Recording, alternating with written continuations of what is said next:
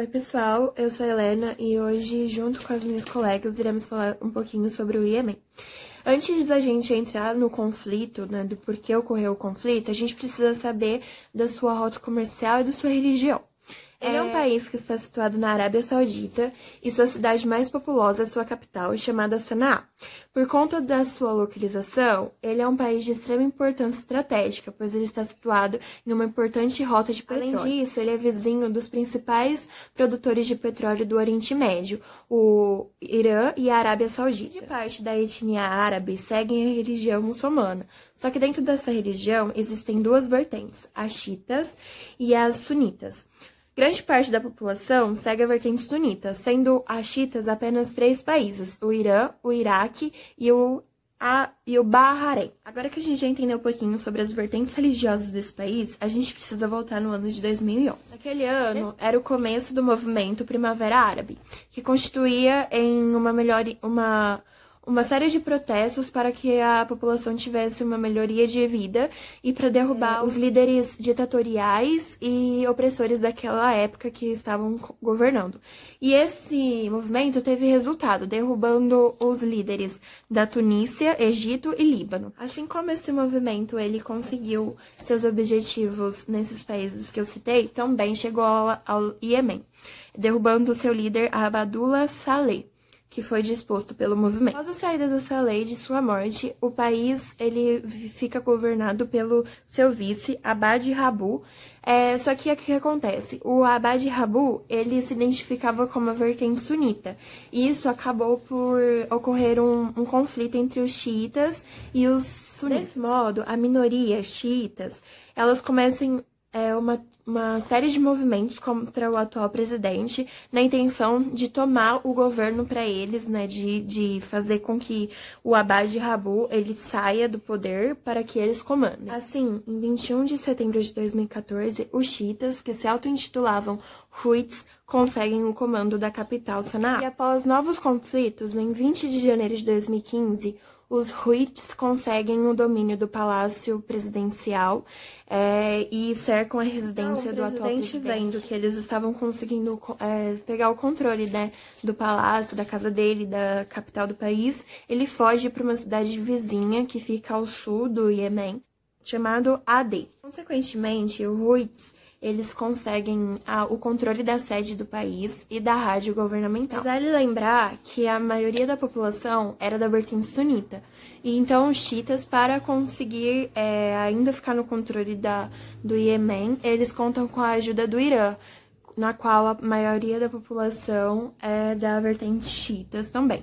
Aí vira um rolo porque a Arábia Saudita, que contém a maior parte da população sunitas, também entra para tomar o poder. E aí que começa os combates e as guerras que ocorreram no Iêmen.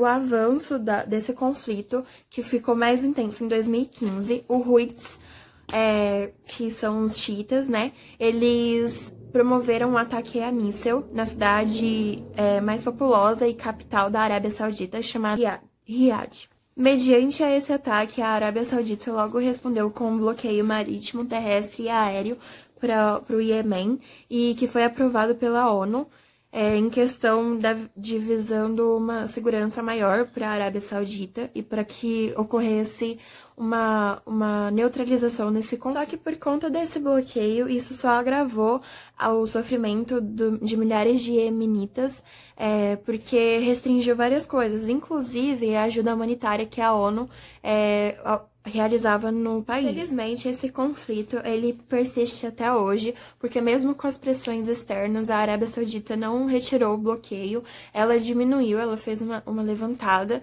mas ela não retirou totalmente. E segundo a ONU, por conta desse bloqueio e por conta dessa guerra que persiste até hoje, é uma das piores crises humanitárias já vivenciadas no mundo, deixando cerca de 14 milhões de mortos e feridos até hoje. Eu vou falar um pouco sobre o contexto histórico. A monarquia zaidita, no norte do Iêmen, se tornou uma república assim que o estado foi tomado por oficiais nacionalistas em 1962. O sul se torna independente em 1967. Depois de 4 anos de revolta contra os colônias britânicos. Em 1970, um regime marxista foi estabelecido e ele foi o único no mundo árabe. Existiam ideologias opostas. O norte era nacionalista e o sul socialista. Em 1978, ocorre a chegada de Ali Abdallah Saleh ao poder no norte. E em 22 de maio de 1990, ocorre a unificação da República Árabe do Iêmen com a República Democrata do Iêmen. A República Árabe do Iêmen era uma nação forte de forte tradição islâmica que ocupava o norte do território. E a República Democrata do Iêmen se localizava ao sul e era pró-capitalista. As perspectivas futuras para o país são a fragmentação do país ou a federação descentralizada. A minha parte eu vou falar as consequências e o que aconteceu desde então. As tropas da colisão conseguiram se estabelecer. Dos Houthis, no entanto, não foram expulsas. A colisão afirmou que o objetivo era impedir o contrabando. E todos os esforços organizados pela ONU para negociar um acordo de paz fracassaram. Apesar da gravidade, o conflito no Iêmen tem sido descrito como uma guerra esquecida. Os países ocidentais temos que haja mais ataques. As agências ocidentais consideram que a Al-Qaeda é o braço forte e perigoso. Com esse conflito, mais de 14 milhões de pessoas sofrem de insegurança. A guerra também forçou mais de 3 milhões de pessoas a fugirem de seus lares. Além disso, há preocupações pelo surgimento de grupos associados aos Estados Unidos. Esteticamente, o país é importante pela sua localização no estreito, que liga o Mar Vermelho ao Golfo de Aden.